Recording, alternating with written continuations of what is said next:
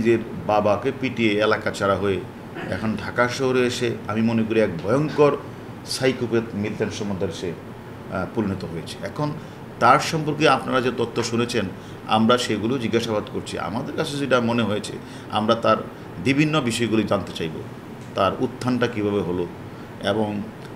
সে যে তথাকথিত মানবতার ফেরিয়ালা সে কীভাবে হলেন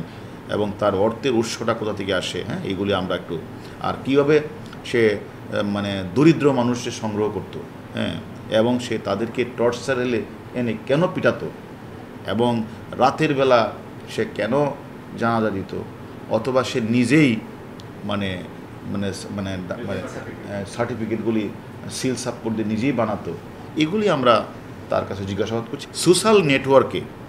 ব্যবহার করে সে অর্থ উপার্জন করতেন, এটার প্রক্রিয়াটি এবং তাকে কারা তাকে সহায়তা করতো যে সোশ্যাল নেটওয়ার্কে ভিডিওগুলি বানিয়ে দিত এবং এই কাজগুলি কারা করতো তাদেরও আমরা জিজ্ঞাসাবাদ করব। এবং সে কেন ডাক্তারের কাছে যেত না, সে একজন ডাক্তারকে নাকি এখানে নিয়ে গিয়েছিল একবার, ওই ডাক্তারকে আমরা তাকে ডেকেছি, আজকে তার সাথে কথা বলবো ওইখানে সে ডাক্তারকে নিয়ে সে কী করেছে। আজকে অলরেডি ডাক্তার ডাকিছি, কালকে তার ওয়াইফকে ডাকবো, মানে কেন 900 লোক বলে,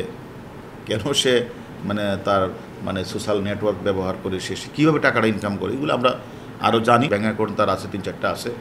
টাকাগুলি কারা পাঠাচ্ছেন, টাকাগুলি তুলে সে কী করতেন আমরা সবগুলো তদন্ত করে